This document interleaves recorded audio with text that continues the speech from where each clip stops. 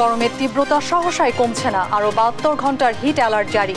শহরে বনায়নের পরিকল্পনা নেওয়া হচ্ছে, জানালেন পরিবেশমন্ত্রী। যুদ্ধ বন্ধ করে সেই অর্থ জলবায়ু পরিবর্তনে ক্ষতিগ্রস্তদের দেওয়ার প্রস্তাব প্রধানমন্ত্রীর। ঢাকায় জাতিসংঘ জলবায়ু অভিযোজন সম্মেলন উদ্বোধন। ফের বন্ধের পথে মালয়েশিয়ার বাংলাদেশের শ্রমবাজার, অসাধু চক্রকে দুষছেন বিশেষজ্ঞ। নতুন চুক্তি নিয়ে কাজ করছে সরকার, জানালেন মন্ত্রী। সীমান্তে আবারও বিএসএফের গুলি। ব্রাহ্মণবাড়িয়ার কসবা সীমান্তে ঘুরতে যাওয়া বাংলাদেশের যুবককে গুলি করে হত্যা ভারতীয় বাহিনীর। এবং দেশে পাল্লা দিয়ে বাড়ছে হৃদরোগীর সংখ্যা। মোট মৃত্যুর ১৭% এই রোগে। আক্রান্তদের দ্রুত চিকিৎসা শুরুর পরামর্শ চিকিৎসকের। দেখছিলেন শিরোনাম সংবাদ দুপুরের, সঙ্গে আছি অরিন ইশরাত। এবারে বিস্তারিত। বৈশাখের খরতাপে পুড়ছে দেশ। রাজধানী ঢাকা সহ বিভিন্ন জেলাতেই তাপমাত্রা ওঠানামা করছে ৩৮ থেকে ৪২ ডিগ্রির মধ্যে। এ অবস্থায় হিট অ্যালার্ট আরও ৭২ ঘন্টা বাড়িয়েছে আবহাওয়া অফিস।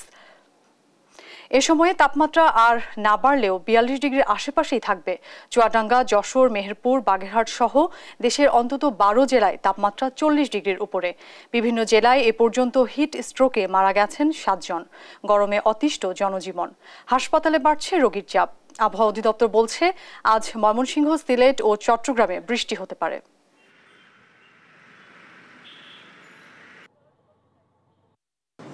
যেটা বৃষ্টির সম্ভাবনা আজকেও আছে, এটা বিশেষ করে ময়মনসিংহ, আপনার সিলেট এবং চট্টগ্রাম। তবে লোকালাইজ বৃষ্টি হতে পারে, যেটা হঠাৎ করে যে অনেক সময় এই সময় যেহেতু মেঘ আছে, লোকালাইজ বৃষ্টি হতে পারে। তবে লোকালাইজ বৃষ্টির ক্ষেত্রে যেটা হয়, আপনার সাময়িক অর্থাৎ ৬ ঘন্টা বা ৮ ঘন্টার জন্য তাপমাত্রা একটু কম থাকে। দেখা যায় এরপরে এর প্রভাব কেটে গেলে আবার তাপমাত্রা বেড়ে যায়।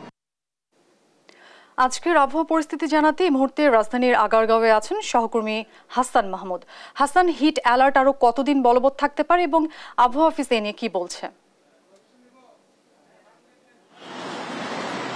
অরিন, আপনাকে ধন্যবাদ। আমরা কিছুক্ষণ আগে আগারগাঁওয়ে আবহাওয়া অফিস থেকে এসেছি। সেখানে আবহাওয়া অধিদপ্তর থেকে যেটি বলা হচ্ছিল যে আগামী আরো কয়েকদিন যে আবহাওয়া হিট ওয়েভ চলছে সেটি কিন্তু অব্যাহত থাকবে এবং এর আগে শুক্রবার যে হিট অ্যালার্ট জারি করা হয়েছিল ৩ দিনে, সেটি কিন্তু আরো ৭২ ঘন্টা এক্সটেন্ড করা হয়েছে এবং সেটি আরো ৭২ ঘন্টা চলতে থাকবে বলে তারা সতর্ক করেছেন। এবং এই সময়টাতে যে তাপমাত্রা এখন যেটি অব্যাহত রয়েছে সেটি কিন্তু অব্যাহত থাকবে এবং কোনোভাবে কমার আসলে সম্ভাবনা নেই। যদি আজকেও কিছুটা তাপমাত্রা কমতে পারে, সেটি হয়তো 0.5 কমতে পারে, এর বেশি কিন্তু আসলে কমবে না। তবে আগামীকালকে আবার সেটি আগের জায়গায় চলে যেতে পারে। এর প্রভাবে আসলে সারা ঢাকা শহরে আসলে মানুষের যে জীবন যাপন সেটি কিন্তু অনেকটাই ব্যাহত হচ্ছে এবং খুব প্রয়োজন ছাড়া সেভাবে মানুষ বের হচ্ছে না এবং প্রচন্ড রোদে হিট স্ট্রোক সহ অন্যান্য পানিবাহিত যেসব রোগ সেগুলো কিন্তু বেড়ে যাচ্ছে। আমরা সকাল থেকে কিছু কিছু হসপিটালে দেখছিলাম যে সেখানে রোগীর সংখ্যা কিন্তু অন্যান্য সময়ের তুলনায় প্রায় দ্বিগুণ হয়েছে এবং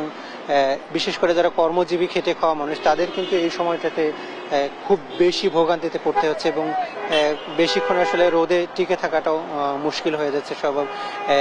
সেটি কিন্তু আসলে অব্যাহত থাকবে এবং আমরা যেটি আবহাওয়া অধিদপ্তরের পক্ষ থেকে যেটি বলা হচ্ছিল যে পুরো এপ্রিল মাস জুড়েই এই তাপমাত্রা কিন্তু অব্যাহত থাকবে এবং গত কয়েক বছরে যে হিট ওয়েভ যেগুলো ছিল সেগুলো কিন্তু খুব কম সময়ের মধ্যে ছিল, অর্থাৎ 3 থেকে 4 দিন পর্যন্ত সেটি এক্সটেন্ড হতো, কখনো কখনো 5 দিন 6 দিন। তবে এবারের যেটি হিট ওয়েভ চলছে সেটি কিন্তু 10 থেকে 15 দিনের বেশি এটি অব্যাহত থাকবে এবং আগামী কয়েকদিনে আসলে আঞ্চলিকভাবে কিছু বৃষ্টিপাতের সম্ভাবনা রয়েছে। সেটি হয়তো খুলনা, বরিশাল এই সাইডটাতে হতে পারে, অর্থাৎ চট্টগ্রাম এবং সিলেট অঞ্চলে হতে পারে। তবে এদিকে রাজশাহী এবং খুলনা অঞ্চলে সেখানে কিন্তু বৃষ্টিপাতের সম্ভাবনা একেবারে নেই। এর কারণ হিসেবে বলা হচ্ছে যে এখন যে হিট ওয়েভটি চলছে সেটি কিন্তু বিস্তৃত অঞ্চল জুড়ে, অর্থাৎ বাংলাদেশের বাইরেও পশ্চিমবঙ্গ, কলকাতা সহ আরো কয়েকটি রাজ্যে আসলে এই হিট ওয়েভটি চলছে। ফলে খুব দ্রুত যে বৃষ্টিপাতের সম্ভাবনা সেটি কিন্তু বড় ধরনের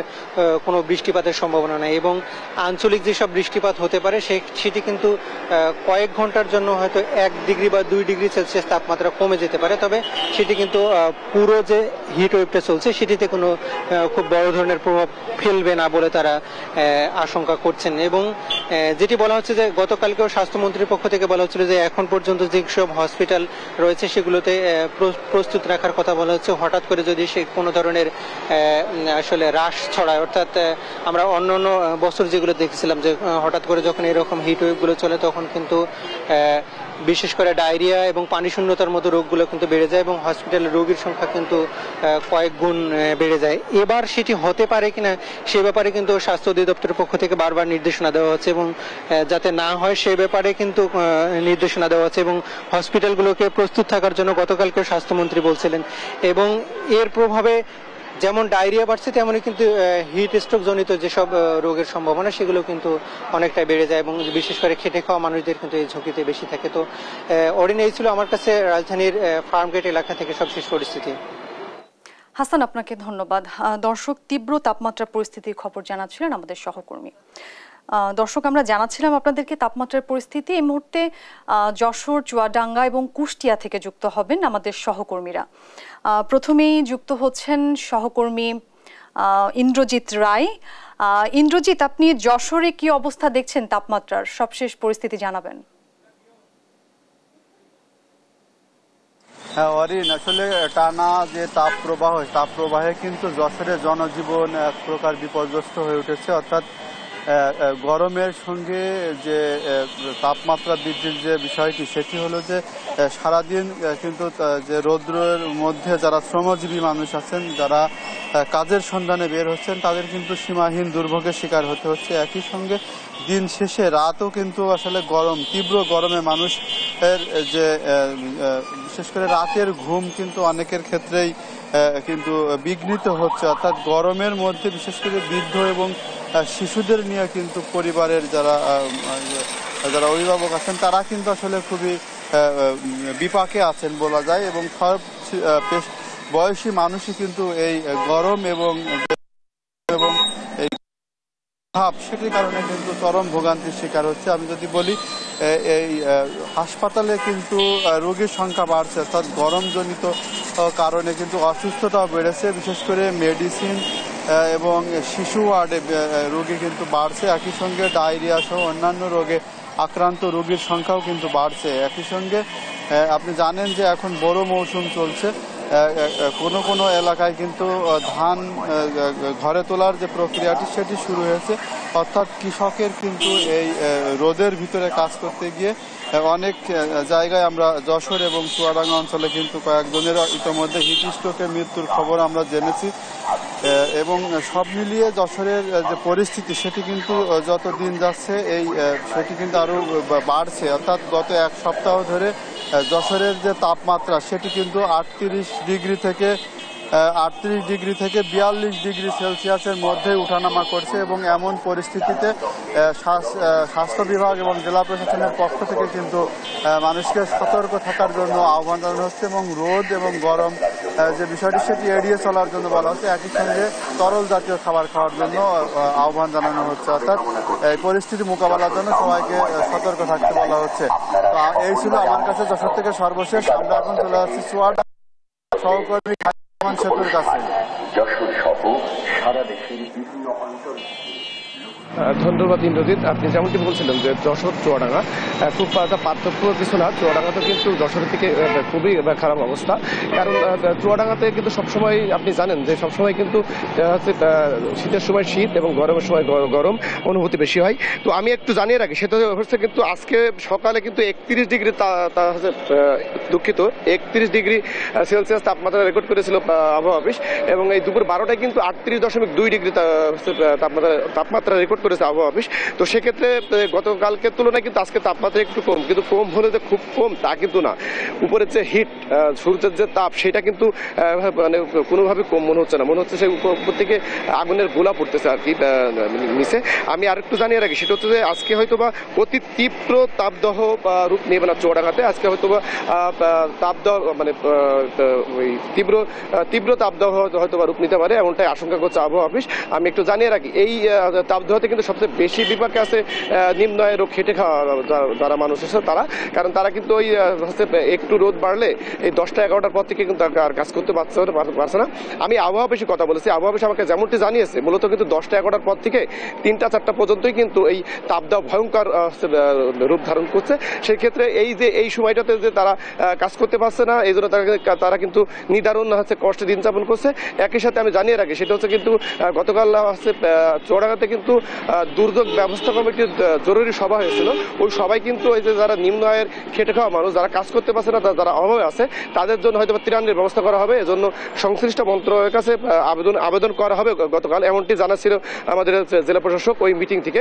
আমি আরও জানিয়ে রাখি সেটা হচ্ছে এই তীব্র তাপদাহের কারণে কিন্তু আলমডাঙ্গার কিছু এলাকাতে কিন্তু পানির স্তর নিচে নেমে গেছে আর কি।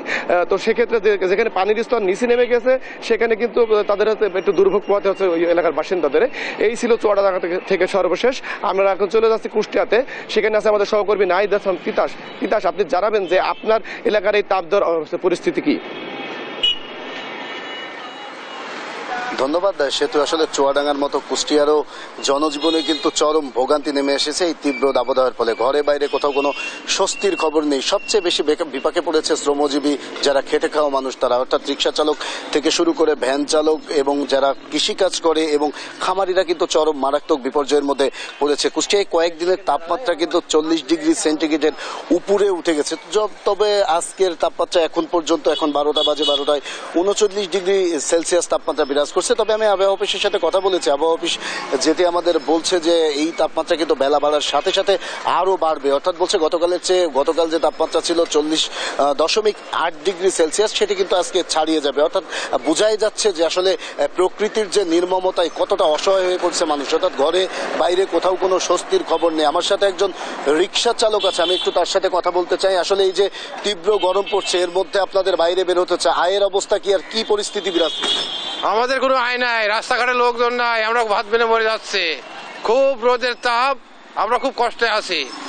রিক্সা মালিকের যেমনটি শুনছিলেন, আসলে সবার অবস্থাই কিন্তু এই রিক্সা চালকের মতোই। অর্থাৎ যারা শ্রমজীবী মানুষ রয়েছে তাদের কিন্তু আয় কমে গেছে। আর এদিকে আপনাকে আরেকটি বিষয় জানিয়ে রাখতে চাই যে কুষ্টিয়ায় গত কয়েকদিনের এই তীব্র তাপপ্রবাহের ফলে কিন্তু নদীগুলোর নাব্যতা কমে গেছে, খালবিল শুকিয়ে গেছে, যার ফলে কিন্তু কোনো টিউবওয়েলে পানি উঠতেছে না শহরের, যার ফলে চরম পানির সংকট দেখা দিয়েছে। অর্থাৎ এক প্রকার পানির জন্য কিন্তু শহরবাসী হাহাকার করতেছে। যে কয়টি টিউবওয়েলে পানি উঠছে, দূর দূরান্ত থেকে কিন্তু পানির চাহিদা পূরণ করছে শহরবাসী। এদিকে আমি কুষ্টিয়ার যে হসপিটালগুলো রয়েছে সেখানে আমি খোঁজ নিয়েছি, সেখানেও কিন্তু প্রতিনিয়তই রোগীর সংখ্যা বাড়ছে। অর্থাৎ তাপজনিত রোগীর সংখ্যা এবং নানা ধরনের রোগবালাই হচ্ছে, কিন্তু শিশু থেকে বৃদ্ধ বয়সী রোগীর সংখ্যা কিন্তু বেড়েই চলেছে হসপিটালগুলোতে। অর্থাৎ এই তাপ প্রবাহের ফলে কিন্তু জনজীবনে এক প্রকার বিরূপ প্রভাব পড়েছে, যার ফলে কিন্তু কোথাও কোনো স্বস্তির খবর নেই। আর এই যে আবহাওয়া অফিসের যে বার্তা, সেই বার্তায় কিন্তু এখন পর্যন্ত কোনো সুখবর মিলছে না। অর্থাৎ আবহাওয়া অফিস বলছে এই যে তাপমাত্রা, এটি কিন্তু আরো কয়েকদিন বাড়তেই থাকবে, এখন পর্যন্ত কোনো বৃষ্টির সম্ভাবনা নেই। সর্বশেষ আমি এতটুকুই বলতে পারি যে কুষ্টিয়ায় কিন্তু জনজীবন হাঁপিয়ে উঠেছে এই তীব্র দাবদাহ এবং ভাবসা গরমের কারণে। এই ছিল কুষ্টিয়া থেকে আমার কাছে তীব্র তাপপ্রবাহের সর্বশেষ খবর। অরিন, আপনাদের তিনজনকেই ধন্যবাদ। দর্শক, রাজধানীর বাইরের তীব্র তাপপ্রবাহের খবর জানাচ্ছিলেন আমাদের সহকর্মীরা। এদিকে তীব্র দাবদাহ থেকে বাঁচতে বৃক্ষরোপণের জন্য কঠোর আইন প্রয়োগ সময়ের দাবি বলছেন সাধারণ মানুষ। এমন দাবির প্রেক্ষিতে পরিবেশ, বন ও জলবায়ু মন্ত্রী জানান, শহরাঞ্চলে বনায়নের পরিকল্পনা নেওয়া হচ্ছে। জান্নাতুল মোহনার রিপোর্ট। ছবিতে দেখানো জায়গাটি এক সময়ের আনোয়ারা উদ্যান। গাছপালা কেটে যেখানে এখন রাখা হয়েছে মেট্রো রেল প্রকল্পের সরঞ্জামাদি। ঢাকায় এরকম বহু জায়গায় গাছ কেটে বহুতল ভবন নির্মাণ হচ্ছে। ভবনের আড়ালে গাছের ছায়া তো দূরের কথা, মাটির চিহ্ন পাওয়াও মুশকিল। প্রচন্ড গরমে অতিষ্ঠ ঢাকাবাসী। তাপমাত্রা কমার বদলে প্রতিদিন বাড়ছে গরমের তীব্রতা। আবহাওয়াবিদরা জানান, পুরো এপ্রিল জুড়ে থাকবে এ দাবদাহ। এপ্রিল মাসের যে কয়েকদিন বাকি আছে সারা দেশেই মোটামুটি অঞ্চলভেদে প্লাস মাইনাস হতে পারে। আমাদের যে তাপপ্রবাহটা চলছে শুধু মৃদু থেকে মাঝারি না, তীব্র কিংবা অতি তীব্র তাপপ্রবাহ সারা দেশে বয়ে যেতে পারে। কেবল নগরায়ন নয়, সেই সঙ্গে বৃক্ষরোপণের জন্য সরকারের আইন প্রয়োগ করা প্রয়োজন বলে মনে করেন সাধারণ মানুষ। মারাত্মক সাংঘাতিক গরম। সূর্য তাপের রাস্তার তাপের সাথে মিলে এমন মানে হাঁটা চালানো কষ্ট যাচ্ছে। 2 দিন আছে আমি ঢাকা শহরে আসলাম, কিন্তু আপনার বৃক্ষ নাই, আমি সেটা অনুভব করতে পারতেছি এখন। গাছ লাগানোর জন্য কিন্তু বাসার পাশে বা বাসার সামনের দিকে কোনো জায়গা রাখি না। আমেরিকা বা ইউরোপ কান্ট্রির মতো হতো আপনার বাড়িতে গাছ নাই কেন আপনাকে এত টাকা জরিমানা। অবশ্যই আইন করা উচিত এবং আইনের প্রয়োগ থাকা উচিত। অন্যদিকে তীব্র দাবদাহ থেকে রক্ষা পেতে শহরাঞ্চলে বনায়নের পরিকল্পনা নেওয়া হচ্ছে বলে জানান পরিবেশ, বন ও জলবায়ু মন্ত্রী সাবের হোসেন চৌধুরী। বনায়নটা নগর অঞ্চলে বা শহরে যদি ভালোভাবে করতে পারি পরিকল্পনা অনুযায়ী, তাহলে তাপমাত্রা 3 থেকে 4 ডিগ্রি সেলসিয়াস কমতে পারে। তাপমাত্রা নিয়ন্ত্রণে রাখতে বর্ষাকালে বৃক্ষরোপণের উপর গুরুত্ব দেন সংশ্লিষ্টরা। জান্নাতুল মোহনা, দেশ টিভি, ঢাকা। প্রধানমন্ত্রী শেখ হাসিনা বলেছেন, বিশ্ব নেতাদের উচিত যুদ্ধ বন্ধ করে সেই অর্থ জলবায়ুর অভিঘাত মোকাবেলায় খরচ করা। রাজধানীর বঙ্গবন্ধু আন্তর্জাতিক সম্মেলন কেন্দ্রে জাতিসংঘ জলবায়ু অভিযোজন সম্মেলনের উদ্বোধনী অনুষ্ঠানে তিনি কথা বলেন। এ সময় প্রধানমন্ত্রী জলবায়ুর ক্ষতি মোকাবেলায় 6 দফা সুপারিশ তুলে ধরেন। শামীমা আক্তারের রিপোর্ট, জানাচ্ছেন মাহমুদ হাসান।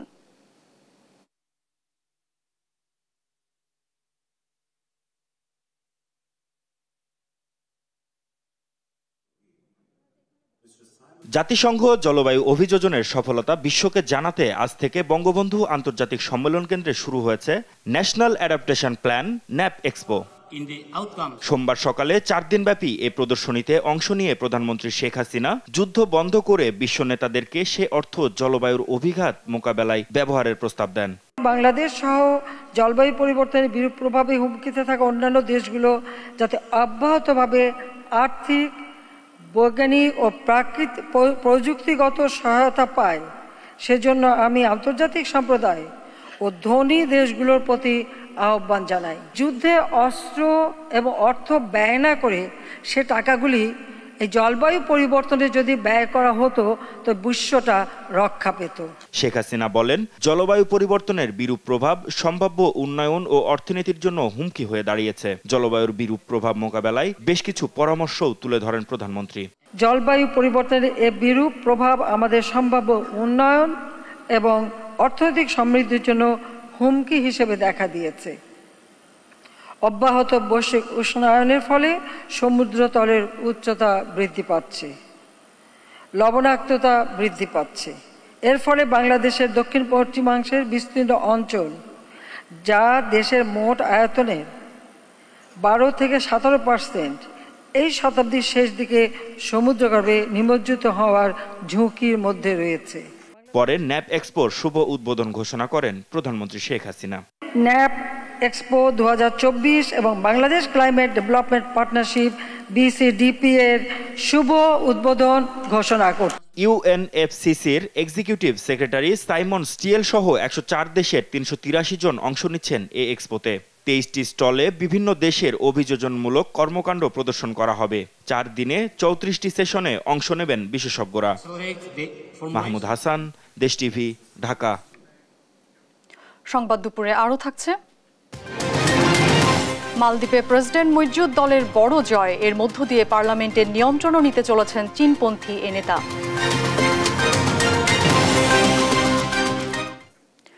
31 মে থেকে নতুন করে বিদেশি শ্রমিক নিয়োগের আবেদন নিচ্ছে না মালয়েশিয়া। এতে বন্ধ হচ্ছে দেশটিতে বাংলাদেশি শ্রমিক নিয়োগ। অভিবাসন বিশেষজ্ঞরা এই পরিস্থিতির জন্য দায়ী করছেন কিছু অসাধু শ্রমবাজার চক্রকে। তবে বাইরা মহাসচিব বলছেন, নির্দিষ্ট কয়েকটি এজেন্সির মাধ্যমে শ্রমিক পাঠানোর কারণেই এমন পরিস্থিতি। প্রবাসী কল্যাণ প্রতিমন্ত্রী স্বীকার করছেন, দুষ্ট চক্রের কারণে এমনটা হতে পারে। আজিজুর রহমান কিরণের রিপোর্ট। আগামী 31 মার্চের পর নতুন করে আর কর্মীর চাহিদাপত্র ইস্যু করবে না, এমন ঘোষণা দিয়েছে মালয়েশিয়া সরকার। ফলে এর আগে ইস্যু করা চাহিদাপত্রে আগামী 31 মে পর্যন্ত দেশটিতে প্রবেশ করা যাবে। এরপর আর বিদেশি কোনো কর্মী সে দেশে প্রবেশ করতে পারবে না। মালয়েশিয়ার এমন সিদ্ধান্তে সংশয়ে পড়েছে নেপাল, মিয়ানমার সহ বাংলাদেশও। মালয়েশিয়ায় বিদেশি শ্রমিকদের 70% বেশি বাংলাদেশি হওয়ায় দেশের জনশক্তি ব্যবসায়ীরা এই সিদ্ধান্ত নিয়ে নতুন করে সংকট দেখছেন। 2 বছর চলে, 3 বছর চলে, আবার 5-7 বছর বন্ধ থাকে, 8 বছর বন্ধ থাকে। আমরা যেটা বলতে চাচ্ছি যে that should B a permanent solution.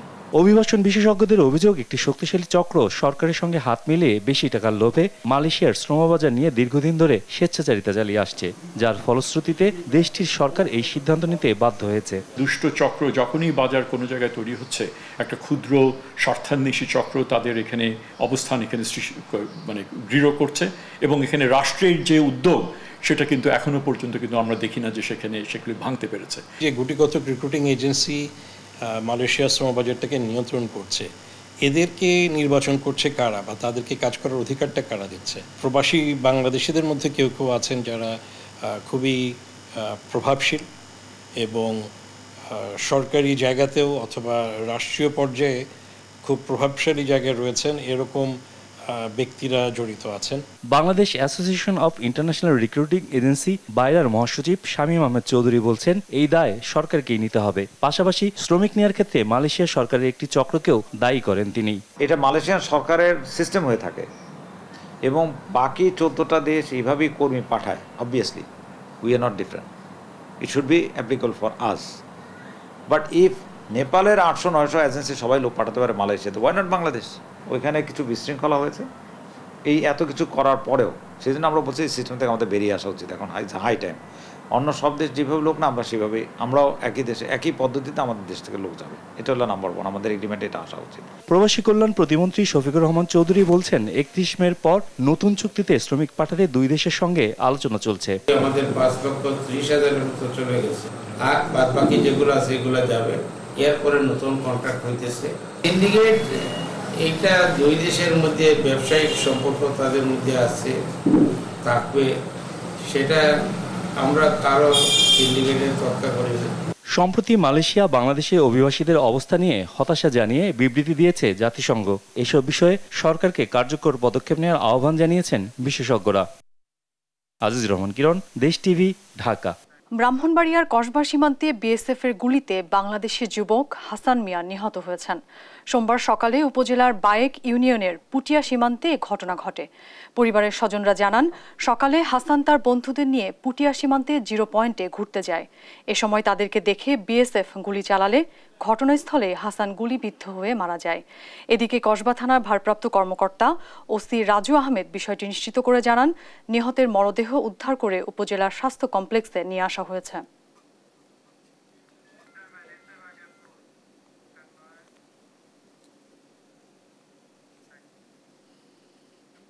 এ বিষয়ে বিস্তারিত জানাতে ব্রাহ্মণবাড়িয়া থেকে যুক্ত হচ্ছেন সহকর্মী মেহেদি নূর পরশ। পরশ, বিএসএফ এর গুলিতে বাংলাদেশি নিহতের ঘটনার বিস্তারিত কি তথ্য আছে আপনার কাছে, জানাবেন?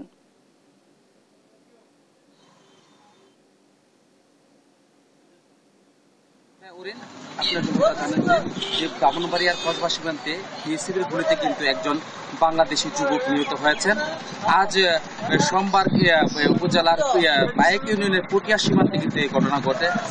যে যুবকটি নিহত হয়েছে হাসান, তার বাড়ি হচ্ছে কায়েমপুর ইউনিয়নের। তার স্বজনরা আমাকে জানিয়েছেন যে হাসান সে সকালে যে সীমান্তের যে 0 পয়েন্টে ঘুরতে গিয়েছিলেন, সেখানে সময় সীমান্তে 0 পয়েন্টে ঘুরতে গিয়ে কিন্তু এখানে বিএসএফ এর এক সদস্য তাকে দেখে কিন্তু গুলি চালায়। পরে সে গুলিবিদ্ধ হয়, তার কোমরে একটি গুলি হয়। পরে সে ঘটনাস্থলে কিন্তু গুরুতর আহত হয়। পরে আশপাশের যে স্থানীয় লোকজন দেখে কিন্তু তাকে গুরুতর আহত অবস্থায় কসবা উপজেলা স্বাস্থ্য কমপ্লেক্সে নিয়ে আসা হলে কিন্তু সে পরে এখানে যে চিকিৎসক রয়েছেন, কর্তব্যরত চিকিৎসক তাকে মৃত ঘোষণা করেন। খবর পেয়ে কিন্তু কসবা থানার যে ওসি রাজু আহমেদ তিনি ছুটে আসেন। তিনি আমাকে জানিয়েছেন যে তার মরদেহ যে এখন ময়নাতদন্তের জন্য একটি প্রক্রিয়া হচ্ছে, তার মরদেহটি কিছুক্ষণের মধ্যে কিন্তু ব্রাহ্মণবাড়িয়া জেনারেল হাসপাতালে পাঠানো হবে ময়নাতদন্তের জন্য। এদিকে নিহত স্বজনরা কিন্তু হাসপাতালে এসে কিন্তু তারা একটা আত্মনাদ করছেন এবং তারা বিচার চাচ্ছেন যে তাকে যে হত্যা করা হয়েছে, তারা এই হত্যার তাদের একটা বিচার দাবি জেনে যাচ্ছেন। এছাড়া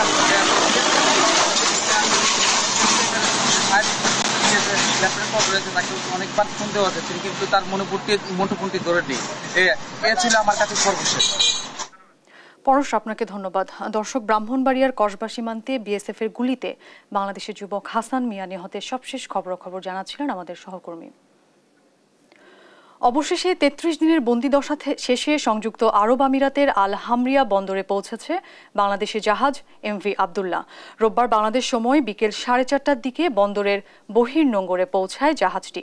জাহাজ চলাচল পর্যবেক্ষণকারী সংস্থা মেরিন ট্রাফিকের ওয়েবসাইট বলছে, জাহাজটি আল হামরিয়া বন্দরের বহির্নোঙরে রাখা হয়েছে।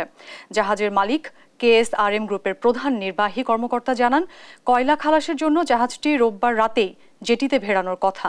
জাহাজটি আল হামরিয়া বন্দরে পৌঁছানোর পর 2 জন নাবিকের উড়োজাহাজে করে দেশে ফেরার কথা রয়েছে। বাকি 21 নাবিকের সবাই ওই জাহাজে করেই দেশে ফিরবেন। 33 দিনের জিম্মি দশার পর গেল 13 এপ্রিল 23 নাবিক সহ এমভি আবদুল্লাহ মুক্ত হয়। এর আগে গেল 12 মার্চ মোজাম্বিকের মাপুতো বন্দর থেকে আরব আমিরাতের আল হামরিয়া বন্দরে যাওয়ার পথে সোমালীয় জলদস্যুদের কবলে পড়ে জাহাজটি।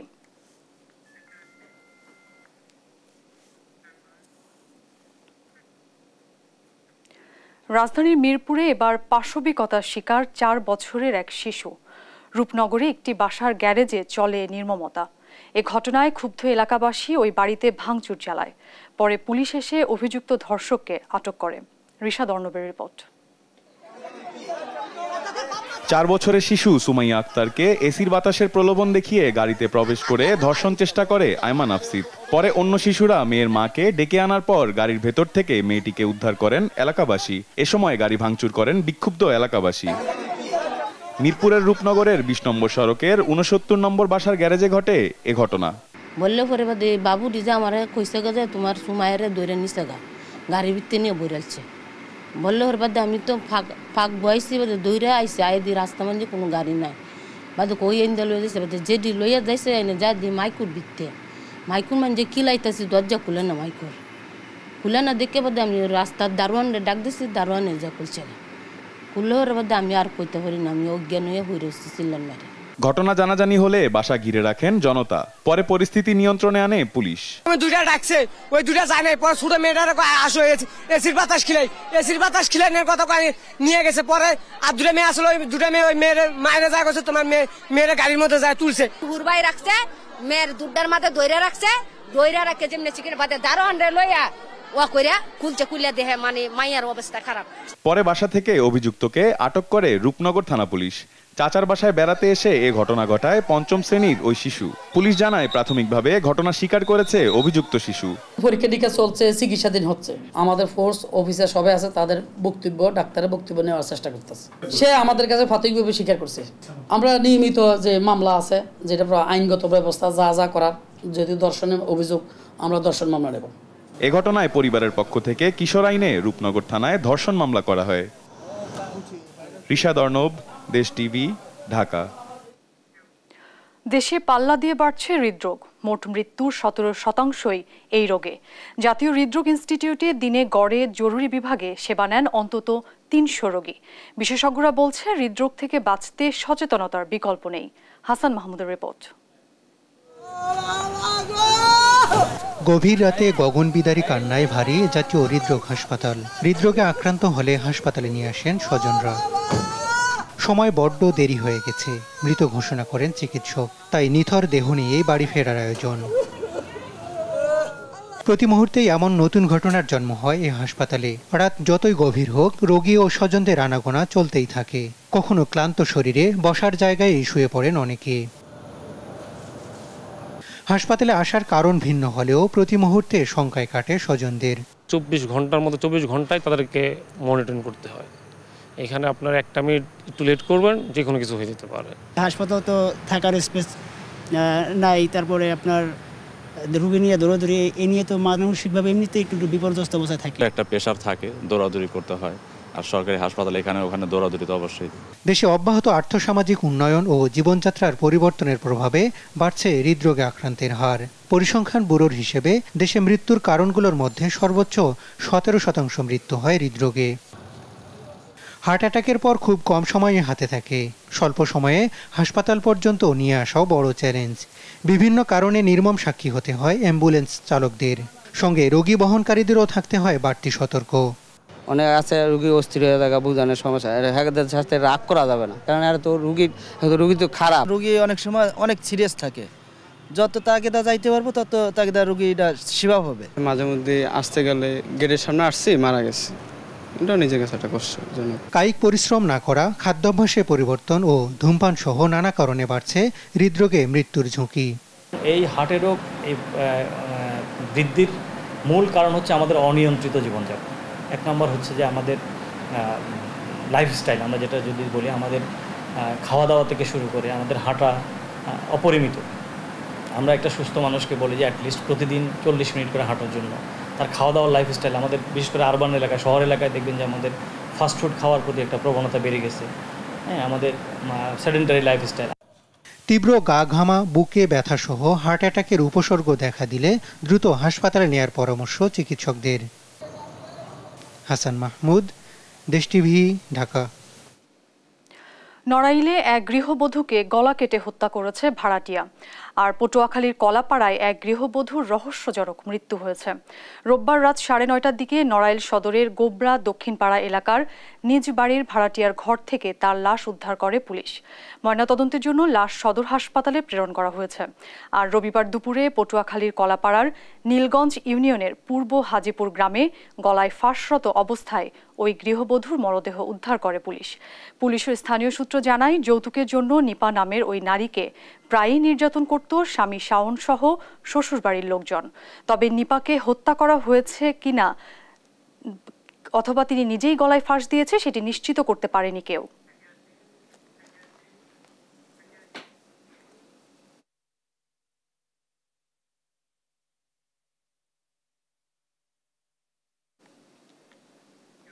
সংবাদ দুপুরে আরও থাকছে।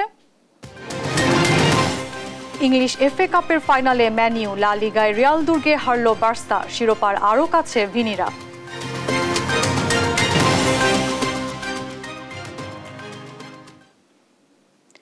টানা এক সপ্তাহের দাবদাহে চাঁপাইনবাবগঞ্জে ঝরে যাচ্ছে আমের গুটি। এতে বিপাকে পড়েছেন চাষিরা। তারা বলছেন, প্রতিকূল আবহাওয়ার কারণে এবার আমের ফলন বিপর্যয় ঘটবে। এতে চরম ক্ষতির মুখে পড়তে হবে সংশ্লিষ্টদের। গবেষকরা বলছেন, প্রয়োজনীয় পরিচর্যার মাধ্যমে আমের গুটি ঝরা রোধ করা সম্ভব। প্রতিনিধি তারেক রহমানের পাঠানো তথ্যচিত্রে জানাচ্ছেন আল নোমান। চাঁপাইনবাবগঞ্জে কয়েকদিনের টানা দাবদাহে ঝরে যাচ্ছে আমের গুটি। চাষিরা বলছেন, খরা থেকে আম রক্ষার জন্য নিয়মিত পরিচর্যা করে যাচ্ছেন তারা। তবে এতে বেড়ে যাচ্ছে আমের উৎপাদন খরচ। গাছে যে দানা আছে, আমের গুটিগুলো আছে, সেগুলো ঝরে পড়ছে।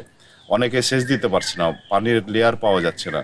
এবার গাছে মুকুল কম আছে এবং যে কয়টা মুকুল ছিল বড় বৃষ্টিতে মুকুল নষ্ট হয়ে গেছে। আঞ্চলিক গবেষণা কেন্দ্রের গবেষকরা ফসল রক্ষায় কৃষকদের নানা ধরনের পরামর্শ দিচ্ছেন। ঝরা রোধ করতে হলে খুব জরুরিভাবে এখন গাছের গোড়ায় সেচ দিতে হবে। যদি সেচের ব্যবস্থা না করা যায় তাহলে অন্তত গাছে পানি স্প্রে করতে হবে, এবং যদি এটা পানি স্প্রে করা না যায় তাহলে কিন্তু আম ঝরে যাবে। জেলা কৃষি সম্প্রসারণ অধিদপ্তরের এই কর্মকর্তা বলছেন, বিরূপ আবহাওয়াতে এবছর জেলায় আশানুরূপ আম উৎপাদন না হওয়ার শঙ্কা রয়েছে। গত বছরের তুলনায় আমাদের মুকুল কম আসছে, আমরা বলেছি এটা 75%, কিন্তু দেখা গেছে যে ফেব্রুয়ারি মাসে এবং মার্চ মাসে কিছু ঘন কুয়াশা পড়ছে সকালের দিকে, সেটা একটা ক্ষতি করেছে। চাঁপাইনবাবগঞ্জে এবার 37,604 হেক্টর জমিতে আম চাষ করা হয়েছে। উৎপাদন লক্ষ্যমাত্রা নির্ধারণ করা হয়েছে প্রায় 4.5 lakh metric ton. News desk, Desh TV. এবার আন্তর্জাতিক প্রসঙ্গ। মালদ্বীপের পার্লামেন্ট নির্বাচনে নিরঙ্কুশ সংখ্যাগরিষ্ঠতা পেল চীনপন্থী প্রেসিডেন্ট মোহাম্মদ মুইজ্জুদ দল পিপলস ন্যাশনাল কংগ্রেস পিএনসি। রোববার স্থানীয় সময় রাত 12:30 পর্যন্ত দেশটির পার্লামেন্ট পিপলস মজলিসের 93 আসনের মধ্যে 86টির ফল ঘোষণা করে। এর মধ্যে 66তেই জয় পেয়েছে পিএনসি, যা এককভাবে সরকার গঠনে প্রয়োজনীয় আসনের চেয়ে অনেক বেশি। এর আগে পার্লামেন্টে মাত্র 8টি আসন ছিল পিএনসি ও তার শরিকদের। ভারত বিরোধী অবস্থানের কারণে মালদ্বীপে জনপ্রিয় হয়ে উঠেছেন মোহাম্মদ মুইজ্জু। গত বছরের সেপ্টেম্বরে প্রেসিডেন্ট নির্বাচনে বিজয়ী হন তিনি।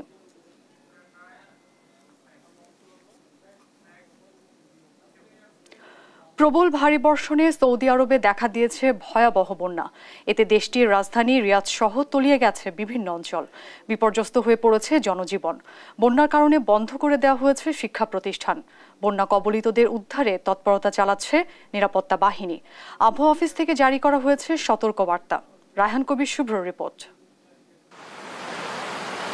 দেখে মনে হতে পারে খরস্রোতা কোনো এক নদী, কিন্তু আদতে এটি কোনো নদী নয়। প্রবল বর্ষণে এমন জলবদ্ধতা মরুর দেশ সৌদি আরবের রিয়াদে। পানি ঢুকে পড়েছে শপিং মলে, তলিয়ে গেছে মহাসড়ক। কয়েকদিনের টানা বর্ষণে রাজধানীর পাশাপাশি তলিয়ে গেছে দিরিয়া, হুরাইমালা, ধুরমা ও কুয়াইয়া অঞ্চল। সামাজিক মাধ্যমে ভাইরাল ভিডিওতেও দেখা মিলছে সড়কে জমে থাকা পানিতে ভেসে যাচ্ছে গাড়ি। ভারী বৃষ্টি ও প্রবল বন্যার কারণে বন্ধ করে দেওয়া হয় স্কুল, কলেজ ও বিশ্ববিদ্যালয় সহ সকল শিক্ষা প্রতিষ্ঠান। আবহাওয়া পূর্বাভাস বলছে বাড়বে ধূলিঝড়। এ অবস্থায় জরুরি প্রয়োজন ছাড়া ঘর থেকে বের না হওয়ার নির্দেশনা দেওয়া হয়েছে। এর আগে গেল সপ্তাহে সংযুক্ত আরব আমিরাতে ভারী বৃষ্টিপাত হয়। এতে দুবাই সহ আমিরাতের বিভিন্ন অঞ্চলে বন্যা দেখা দেয়। রায়হান কবির শুভ্র, নিউজ ডেস্ক, দেশ টিভি।